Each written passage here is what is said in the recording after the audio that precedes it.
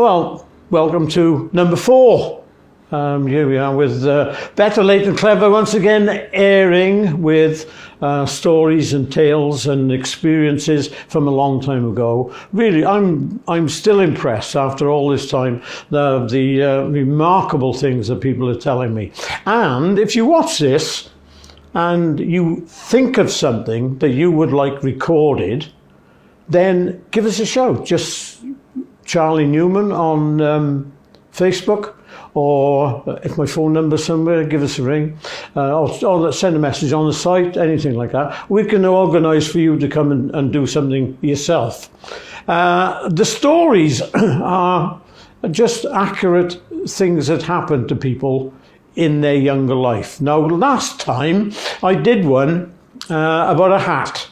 And to connect to that, it was from a time when I was just married on my actual honeymoon. But this one goes back further than that.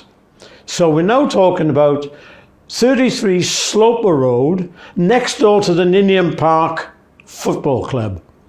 And we're talking about a long garden with a concrete path through the middle, apple trees all jotted down it. At the back was the remnants of the war, because there was an old cast iron shed there. And of course we had the toilet down the back of the garden in those days, so I still remember those. However, the apple trees are what we're going to focus on today, because this young kid, who was a bit precocious, was told in no uncertain terms by his father, who had just returned from the war, not to pick the apples. And there were a load of apples. There were lovely apples, and of course fruit in those days was top of the list. So what I did, I instructed them that I had not picked the apples. Don't worry about it. Anyway, my father went out to the apple tree, and he came back in and did nothing to me, because he was that kind of bloke. But what had happened was he had found on the apple tree an apple that had been partly eaten but not picked off the tree.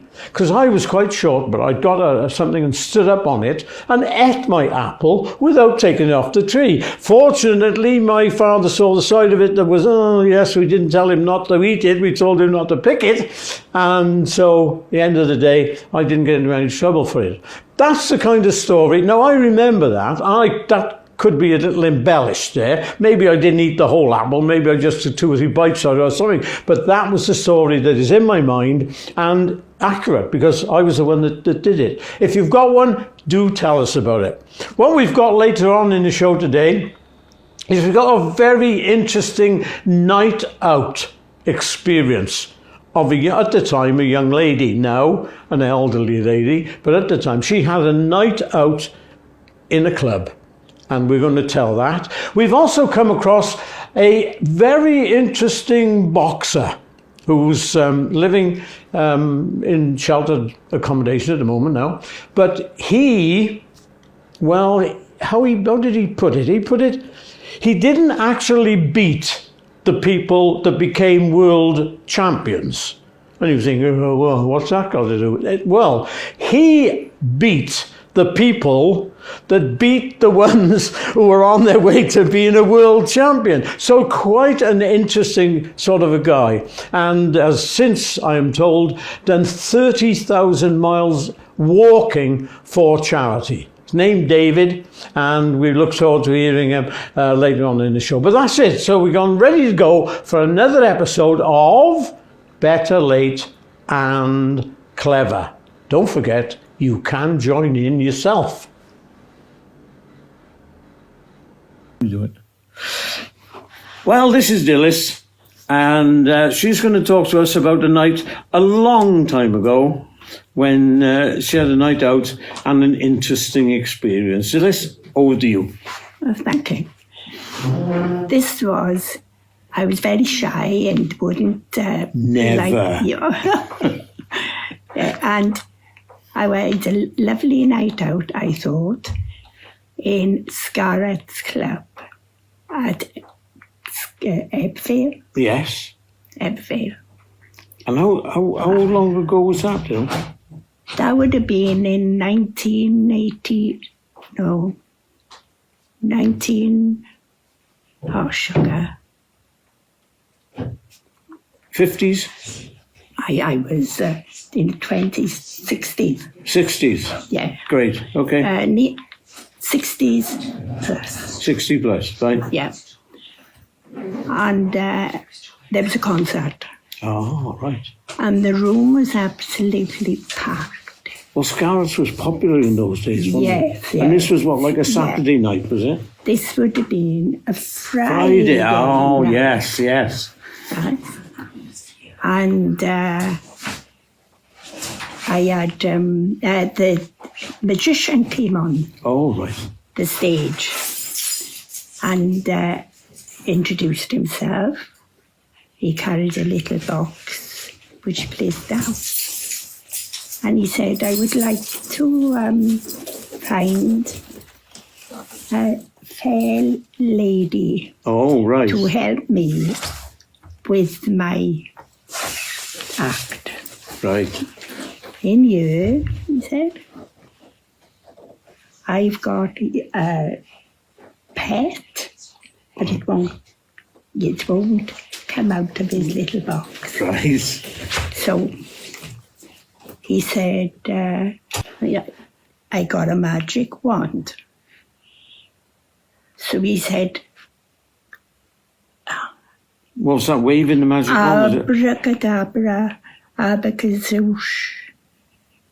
Get my friend out of the box. Oh, very good. And he said, but a bit louder now. So he carries on. I gotta shout louder. Right. Abracadabra, abacazoosh. And it wasn't good enough for him. Oh.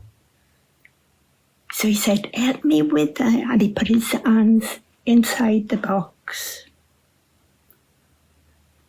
And I could see black and white fur. Oh, I nearly died. I thought it was a mouse. He said, carry on, go on, etc. And he's pushed his hand round. And then all of a sudden, I saw that closer, the mouse. I turned round, I had no escape. Right? Steps down from the stage that side, but I'm about the middle. The room is absolutely packed full. Tables, like, it's bigger place for than this. And I got to escape. That's all I could. And in front of me was a table. All the tables were for four, and they were packed quite tight.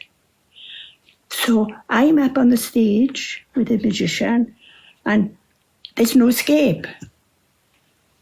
And with that, the only thing I could think of, I got to jump over the table.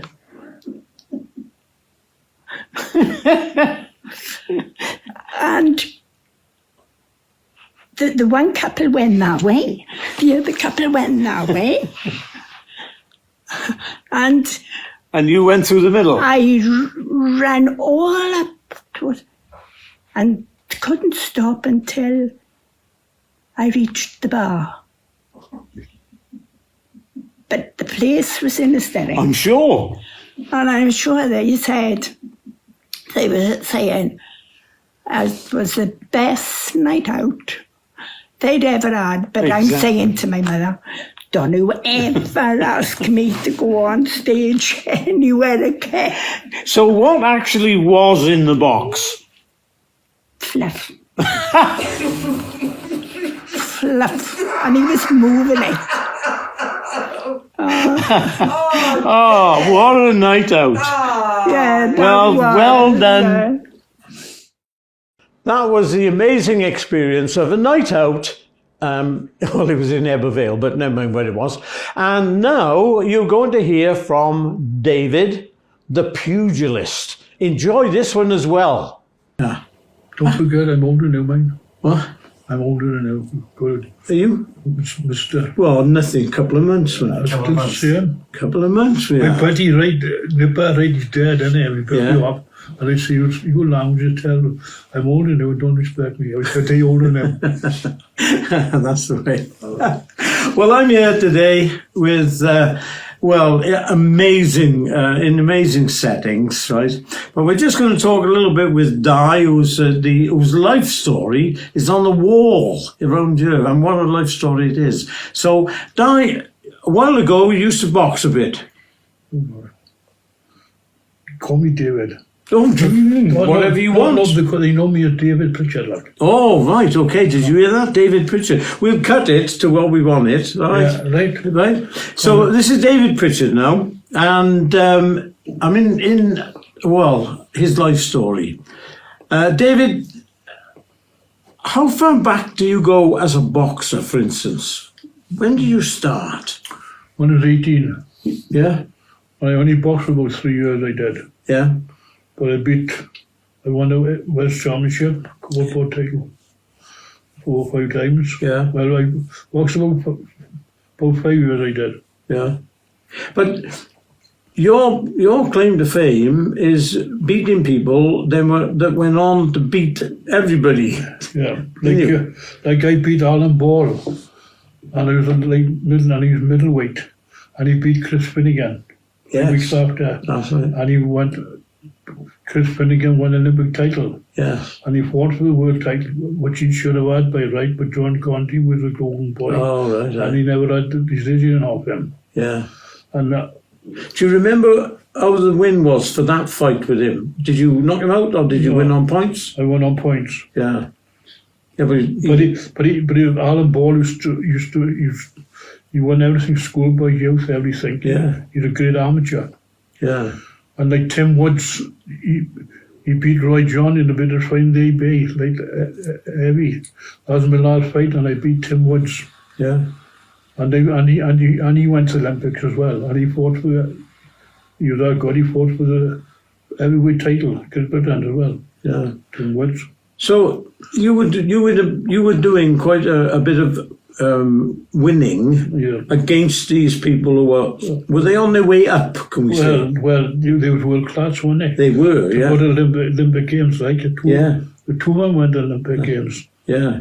But although I didn't beat Finnegan, but I beat the boy that beat Finnegan. Yes. So I was better than them. That's very good. Now, what weight did you fight at? Like middle. Light middle. And did you ever have any trouble making weight? Because I'm asking you questions now that the boxers will be thinking when they're watching this. No, I've never had trouble making weight. Because I was working on the ground, wasn't I? Right. Manual, in hard head, in shivering, no coal, rock. And sometimes everything coal. That's the hardest job on the ground. What pit was that in? Glennon North? Well, I worked in various pits, like. Did you tell me you went away, worked in a pit somewhere else? Yeah, I worked in the Midlands, I worked in Yorkshire. Were they any... I know it's not... They were the pits... Were they better or worse than working in the Welsh? They're all the same, really. It shouldn't be done by men. But like when I worked on the pick and shovel, when I was 18, in the yard of Heights, and we used to get, for £0.5 a ton, we were getting paid, we was. Oh. And for 60 ton of coal, they'd have £20. Oh, yeah. But in England, they'd have a lot more. Right. That's why people was going up north and they're going to Kent and that to work underground, they're having more money. Yeah, that's right. Us Welsh minders never had fair play. Only time we sort of had fair play was Scarborough came along. And he got us a better pay. And last place I worked was in Yorkshire. And our mine had changed. Yeah. But I was on the machine, 5 or 6 of us on this machine, and we done... Bit of a size as well, wasn't he, you tell me? 363 ton in weight she was. Oof. And it was that sheer power cutting the circle out. Yeah. And we done, well, about 10 yards in 6 hours with it. And the harder the ground was, the more she enjoyed it. And that's how mine had gone on. And it could have, the pits down here didn't have a chance. You could bring Cardiff around park. That was just the size of a bunker. Mm. And drift mining. So you could fill coal all the time. Different shafts, slow with the shaft. But it was just continual for them. Two belts there, 2 drifts. That's called drift mining, isn't it? Drift mining. That's right, yeah. Yeah. And there was a couple of those that were private, weren't they? Little ones out in the valleys. Like I worked in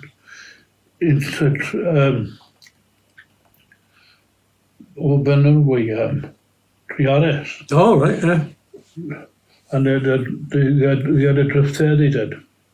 Yeah, I know they were. Well, they're thinking of opening up a coal mine again now, aren't they? Up somewhere. Well, the coal is always there, isn't it? It is, that's right. Seems. Right. So, but drift mine is the best. Yeah? So they can... You can just go, yeah, they don't have to go down. Continue filling all the time, Yeah. So you worked at a... Was it? In a drift mine. That was a rather strenuous job, and you also did a boxing, which is not really a cushy number, is it? It's a bit of a heavy. But I trained hard. Did you? I'd put the work in. I'd run on a mountain, like 62, 63, it was a cold winter. And I'd live in an Argyle, I'd run Beale, 103. And then I'd run to Oakdale, through Tredegar, into Mao and back home. But you could see my footprints, say from weeks before. It was cold weather and 63 was hard winter, but you could run on it. The ground was solid, the ice. You could get out and run. And you got to put the work in. When it comes, when I trained, it was Paddy Danzo. My buddy used to think he was a cruel man. And he's like, Joy and I start. And I said, no, when I box now, it'll be easy. You've got to put the work in. And he always remind me of Joe Kozaki's trainer. Because Joe Enzo Kozaki had the same way. And I could beat a man before I got in that ring. And I could. Yeah. Hey, what about your diet, Di? I mean, we're doing a lot about that these days. Did you have a special diet, or you just had good food? Just had solid food, innit? Yeah. It was an amazing time, really, Di. I wondered if you could do that work. But I was working manual. Yes, yeah, well that was... like, plus now, there'll be days and afternoons, right? Yeah. And the boys say, I'd say, I am going on Wednesday, right? They say, why did I be afternoon? I'd say, no, I want my rest. Oh, yeah. Because I go to bed at 3:30 and get up at 5:30, man. Oh, yeah. But I wouldn't be tired, would I? Because that's your strength. That's right. It's your rest. And it's the stamina, isn't it? That's the thing. It's giving you stamina. If you're tired, you're weak. Yes, that's right. You're weak. That's really good. Really good. Yeah. Good. And nowadays, you don't do any boxing? No. I'd go down with Joe Kazaki, like. Yeah. I can still. Could you still obviously? Because I don't know. I'm asking this question. You could still train somebody. Yeah, I do. I go down with Joe. I would tell them I'm going wrong. That's it. I'll clip them around here. Yeah. Now, would they be teaching a different boxing nowadays to what you? No. It's the same. It's the same. It hasn't altered. Of course, there's a lot of commercial behind it now, isn't there? I mean, and the money is immense, isn't it? David? Right. Yeah. Well, David, that is going to be a trailer. Yeah. For your life story. Yeah. And we'll put that up, and I'm sure we're going to get people. You put in a life, you're going to be number one. Yes. Right. Yeah. Because if you think you're going to be second, you're not going to get on. Right? I've always been that way. That's the way. I got to be number one. That's the way. If I can't do it now, I'm going to be. I'll get there. Fantastic. And I got good determination. I think, right, I got to do something. Just walk out down a little gold one line. I didn't even tend to drink. And I'd say, I'm not going to drink for the 12 months. And I can do that. That's right. It's good self-discipline. And your best trainer is yourself. You know, nobody should force it. You know what I mean? Yes, yeah. And it's in your They mind. can then, advise isn't it? you, Yeah. by your best, what to call yourself. That's right. That's very Right. good. Well, thank you for having me to come on here today. Pleasure to meet you. And we look forward to because I'm going to get people phoning in and talking. Yeah. And you fought under David Pritchard, did you? Yeah, David You Pritchard. didn't have died at the club or anything like that. No, No? I only about 30 fights I had, Yeah. but I beat good class. Yeah. I beat good Yeah. class. I did. Top shelf. Absolutely. And what can you take you through whenever your strength will take you through, got energy. Aye. And of course, that would be building up in the mines where you're working, wouldn't it? That's right. That kind of thing would. But I've rested as well. Yes. To Although I was keep it. working in the pit, they'd say, oh, you're off next week, why go to bed on a Wednesday? I'd say, because I'm tired. That's right. That's right. And I could be right then. Superb. That's right.